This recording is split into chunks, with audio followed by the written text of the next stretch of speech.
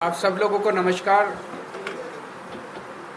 अभी हम लोग 2,33,238 पिटिशन्स लेके प्रधानमंत्री जी को देने के लिए निकले थे। एक महीना पहले उनसे E20 के मुद्दे पे चर्चा करने के लिए समय मांगा था, उनका कोई जवाब नहीं आया।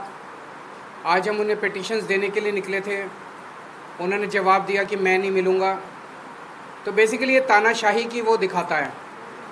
जिस तरह से उन्होंने नीट वाले पूरे एपिसोड में तानाशाही दिखाई, ऐसे ही इस पूरे E20 के मुद्दे पे जिस तरह से वो अड़े हुए हैं, उनकी सरकार ने खुद पार्लियामेंट में माना है कि हाँ माइलेज तो कम होती है पर थोड़ी होती है। हाँ ये उसके इंजन के पार्ट तो ख़राब होते हैं पर रबड़ के पार्ट ख़राब होते हैं। तो भाई जब इंजन के पार्ट भी ख़राब होते हैं, माइलेज भी ख़राब होती है, तो फिर क्यों ज़बरदस्ती कर रखी है? तो देखने में पता चलता है ज़बरदस्ती इसलिए कर रखी है कि ट्रंप वो मोदी जी के सर पे बैठा है। ट्रंप इनको इतना दबाव डाल रहा है कि मोदी जी की हिम्मत नहीं है ट्रंप के सामने ना कहने की। ट्रंप जो है वो ज़बरदस्ती कर रहा है कि अमेरिका से इथेनॉल खरीद के भारत में बेचो, इसलिए ये पूरा E20 आया हुआ है। आज हम पिटिशन्स लेके गए थे, सारी पिटिशन्स रस्सी से बांधी हुई थी, लेकिन किसी वजह से वो रस्सियाँ खुल गई, वहाँ पे कई सारी पिटिशन्स इधर उधर हो गई। तो अगर प्रधानमंत्री दफ्तर कहेगा तो हम पूरी सारी पिटिशन्स का एक फ़्रेश सेट उन लोगों को भिजवा देंगे और उसके ऊपर वो गौर करके, अगर 2,33,000 लोगों ने इतनी जल्दी साइन कर दिया तो जाहिर है कि पूरे देश के अंदर इसके ऊपर कितनी ज़्यादा बेचैनी है। तो प्रधानमंत्री जी से हम यही निवेदन करना चाहते हैं कि आप अमेरिका से इथेनॉल ख़रीदना बंद कीजिए, ट्रंप के दबाव को बर्दाश्त करना सीखिए। पूरा देश सफ़र कर रहा है। अभी अभी पंजाब विधानसभा में प्रस्ताव पारित किया गया है कि E20 जो है वो विड्रॉ किया जाए। E20 जनता के खिलाफ है और प्रधानमंत्री जी को ट्रंप का दबाव नहीं मानना चाहिए। गोवा के अंदर हमारे 2 MLA हैं, गुजरात के अंदर हमारे 5 MLA हैं, गुजरात में और जम्मू कश्मीर में 1 MLA है। तो जम्मू कश्मीर, गुजरात और गोवा में भी हमारे MLAs जो हैं वो प्रस्ताव पेश करेंगे। पास होगा कि नहीं होगा हमें मालूम है, क्योंकि वहाँ बीजेपी की गवर्नमेंट्स हैं इन दोनों राज्यों में, तो कम से कम गुजरात में और गोवा में, तो वो पास तो नहीं होने देंगे। लेकिन हम पेश करेंगे उन दोनों जगह भी प्रस्ताव कि E20 को विड्रॉ किया जाए। और आज जो मूवमेंट था, आज एक और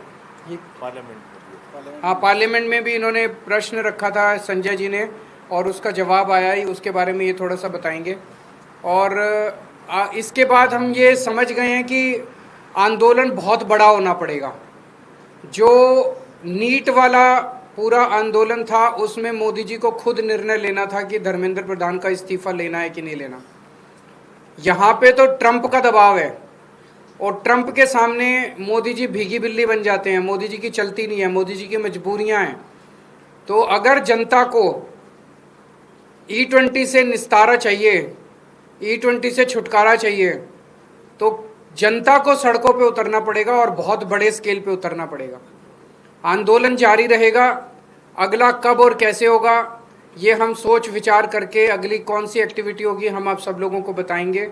लेकिन आज जो 100 लोग आए, जिन लोगों ने, जो विक्टिम्स थे, उन लोगों ने हिम्मत की। आज के दौर में हिम्मत करनी बड़ी मुश्किल है। जो सोशल मीडिया पे एक वीडियो डाल देता है उसकी ये लोग ऐसी तैसी कर देते हैं, फायर कर देते हैं, इनके ट्रोल उनको धमकाते हैं, इनके गुंडे उनके घर पहुंच जाते हैं। बहुत ज़्यादा गुंडागर्दी मचा रखी है इन्होंने, लेकिन यही इनकी गुंडागर्दी इनका अंत साबित होगी। अगर आपका कोई एक आप जरा सा बता दीजिए। बस सर, मैं इतना कहना चाह रहा था कि मैंने सरकार से E20 को लेके सवाल पूछा था, उनका जवाब है। इसकी कॉपी आप लोगों को शेयर कर देंगे और इससे आपको स्पष्ट हो जाएगा कि सरकार ज़बरदस्ती आपके ऊपर एथेनॉल थोपना चाहती है।